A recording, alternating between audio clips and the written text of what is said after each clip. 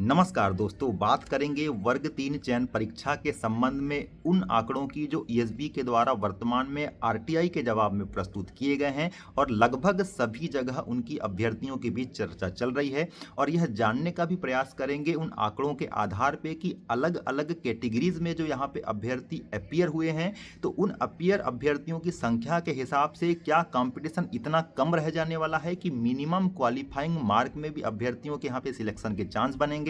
और कुछ कैटेगरीज ऐसी है जिसमें कि अगर सामान्य अंक भी अभ्यर्थियों के द्वारा गेन कर लिए गए होंगे तो उनके सिलेक्शन के चांस बनेंगे। आखिरकार कितने ऐसे अभ्यर्थी हैं जो अपीयर हुए हैं और वहां पे क्वालिफाई भी कर पाए हैं और कितने अभ्यर्थी डिस्क्वालीफाई हो पाए होंगे, इन तमाम चीज़ों को लेकर के एक असेसमेंट एनालिसिस करने का प्रयास करेंगे।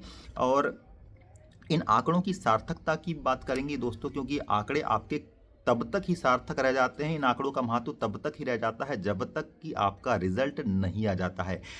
तो क्या महज ये रिजल्ट आने तक के लिए आपको एक प्रकार का सांत्वना, आपको खुश करने का एक माध्यम है ये आंकड़े, या फिर वास्तव में जो चीज़ें हैं वो खुश होने वाली है क्योंकि बहुत ही कम अभ्यर्थी यहाँ पे आपको अपीयर होते दिखाई दे रहे हैं। तो तमाम चीज़ों को लेकर के चर्चा करने वाले हैं। इसके अलावा अंत में यह भी हम यहाँ पे बताने का प्रयास करेंगे आपको कि वास्तव में रिजल्ट वर्ग 3 चयन परीक्षा का कब तक आपको देखने को मिलने वाला है और कब तक इन आंकड़ों के साथ आपको खुश होने की यहाँ पे आवश्यकता है।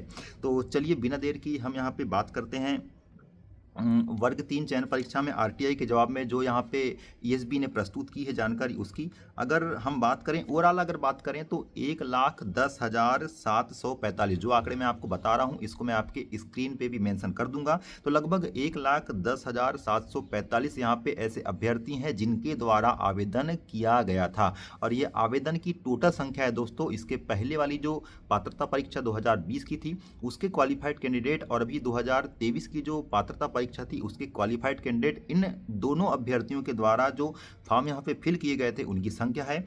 अब इन 1,10,745 में मात्र आपके 87,283, जी हाँ दोस्तों 87,000 87,000 के आसपास ही अभ्यर्थी यहाँ पे एग्जाम में अपीयर हुए थे। अपीयर होने वालों की संख्या बताई जा रही है, ना कि क्वालिफाइड कैंडिडेट की संख्या। क्वालिफाइड कैंडिडेट की संख्या यहाँ पे बहुत ही कम रह जाने वाली है क्योंकि अधिकतर कैंडिडेट यहाँ पे एग्जाम के टफ पैटर्न की वजह से डिस्क्वालीफाई हो चुके थे।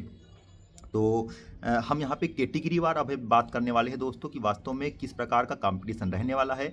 निश्चित ही यहाँ पे सबसे कम कंपटीशन अगर देखने को मिलेगा तो आपके एसटी कैटेगरी में देखने को मिलने वाला है। हो सकता है कि जितने क्वालिफाइड कैंडिडेट हैं अगर वो मिनिमम क्वालिफाइंग ला करके भी यहाँ पे पास हुए होंगे तो उनके सिलेक्शन के चांस बनेंगे। और सबसे ज़्यादा कंपटीशन अगर आपको देखने मिलने वाला है तो आपके ओबीसी कैटेगरी में यहाँ पे इस बार आपको देखने वाला है। अनरिजर्व से भी ज़्यादा कंपटीशन देखने की संभावना इस बार ओबीसी कैटेगरी में बन जाती है।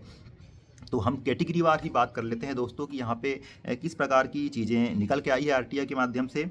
यूआर में अगर हम बात करें तो 19,356 कैंडिडेट्स यहाँ पे एग्ज़ाम के फॉर्म अप्लाई किए थे, जिसमें कि 14,712 अभ्यर्थी ही यहाँ पे एग्ज़ाम में अपीयर हुए थे। मतलब 14,000, मैं मोटा मोटा हिसाब आपको बता देता हूँ, एक अप्रॉक्सीमेट बता देता हूँ आपको कि लगभग 14,000 14,500 के आसपास कैंडिडेट यहाँ पे अनरिजर्व कैटेगरी के हैं।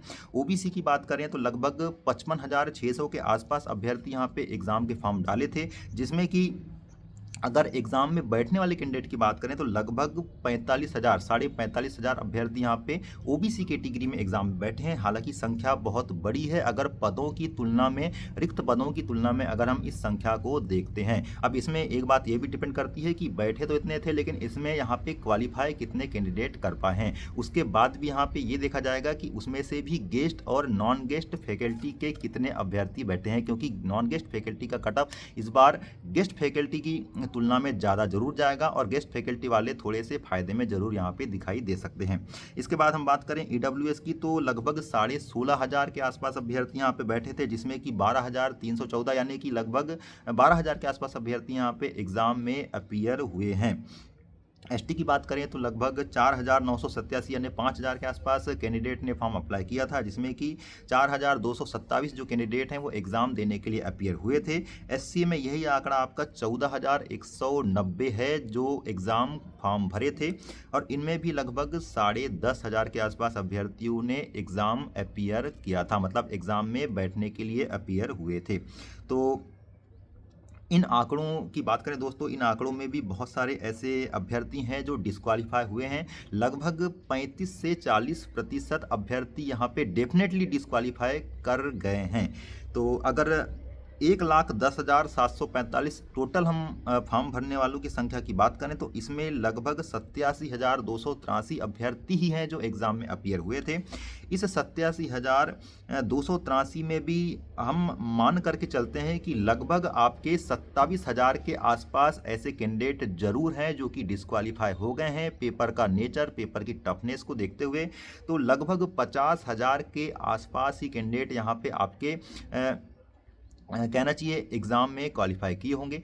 अब दूसरी बात यहाँ पे ये आ जाती है कि इन 50,000 में कैटेगरी वार कितने अभ्यर्थी हो सकते हैं, क्योंकि एक अच्छी खासी संख्या यहाँ पे ओबीसी कैंडिडेट की दिख रही है। तो ओबीसी में ज़रूर यहाँ पे क्वालिफाई करने वाले जो कैंडिडेट का रेशियो है, अनुपात है, वो बहुत ही ज़्यादा निकल के आएगा। लगभग 45,000 में फिर भी यहाँ पे मान करके हम चलते हैं कि 25 से 27,000 या 30,000 के आसपास कैंडिडेट यहाँ पे ज़रूर क्वालिफाई किए होंगे। तो एसटी में देखो, एसटी में तो बिल्कुल भी कंपटीशन नहीं है। एसटी में लगभग आपके 4,200 कैंडिडेट यहाँ पे अपीयर हुए थे। तो पास होने वालों का जो रेशियो है ये लगभग इसका 50% है। मतलब लगभग आपके 2,000 के या 2,200 के आसपास ही कैंडिडेट यहाँ पे एग्ज़ाम पास किए होंगे। तो हो सकता है कि ये सीट फिर से यहाँ पे बैकलॉग के लिए चले जाए। अदर कैटेगरीज में अगर हम यहाँ पे देखें तो बहुत ही कम चांस यहाँ पे मतलब आपके नहीं सिलेक्ट होने के बनते हैं, लेकिन फिर भी बहुत ज़्यादा खुश नहीं होना है। अगर 50,000 कैंडिडेट भी यहाँ पे क्वालिफाई कर जाते हैं तो पद लगभग आपके यहाँ पे 10,000 के आसपास है। उसमें कुछ बैकलॉग के पद हैं जिसको अगर हटा दिया जाए तो पदों की संख्या वास्तव में अभी भी यहाँ पे काफ़ी कम बचती है। 7,000 के आसपास ही यहाँ पे कैंडिडेट ऐसे हैं जिनके लिए फ्रेश यहाँ पे पद यहाँ पे दिए गए हो सकते हैं। तो दोस्तों इन आंकड़ों को हम ज़्यादा यहाँ पे बताने का प्रयास नहीं करते और समराइज करने का प्रयास करते हैं हमारी बातों को। तो अगर यूआर कैटेगरी में आपके लगभग 65 से 70 के आसपास भी आपके प्रोपोर्शनेट मार्क आ जाते हैं तो डेफिनेटली आपके सिलेक्शन के चांस बनेंगे। मैं शिफ्ट की बिल्कुल यहाँ पे बात नहीं कर रहा हूँ।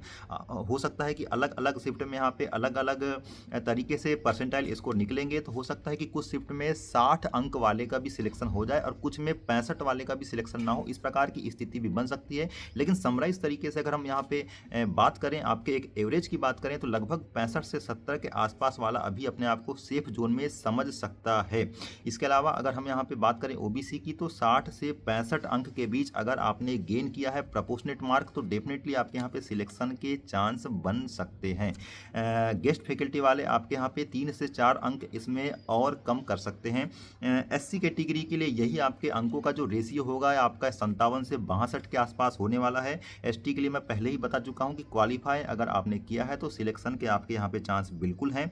ईडब्ल्यूएस के लिए भी लगभग आपका 60 से 65 के आसपास यहाँ पे कट ऑफ जाने की संभावना है। हो सकता है कि इससे थोड़ा सा आपका कम कट ऑफ चल जाए।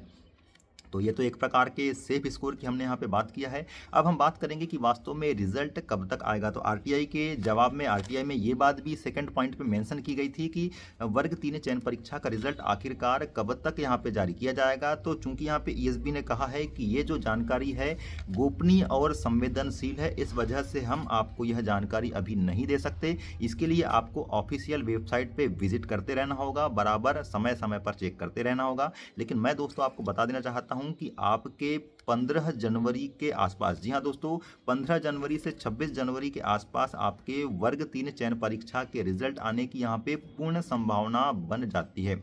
हो सकता है कि आपके जनवरी के फर्स्ट वीक में भी ये रिजल्ट आ जाए, क्योंकि रिजल्ट पे आपका यहाँ पे काम चल रहा है और कुछ आपके जो इसके पहले एग्जाम जो हुई थी उसके रिजल्ट की लगभग तैयार होने की प्रक्रिया यहाँ पे पूर्ण हो चुकी है। तो वह रिजल्ट जैसे ही आपके जारी होते हैं आपके उसके बाद वर्ग 3 चयन परीक्षा का रिजल्ट भी जारी हो जाएगा। कैटेगरी वार आपको किस प्रकार के कंपटीशन का सामना करना पड़ सकता है उसको लेकर के एक सेपरेट वीडियो में हम यहाँ पे बात कर देंगे कि एक पद के लिए वास्तव में कितने अभ्यर्थी यहाँ पे लड़ रहे हैं। लेकिन हो सकता है कि तब तक अगर रिजल्ट आ जाए तो इस प्रकार के एनालिसिस की भी यहाँ पे आवश्यकता नहीं पड़ेगी। आगे किसी भी प्रकार की जो जानकारी है अब तक हम लाने का जरूर प्रयास करेंगे। तब तक के लिए नमस्कार।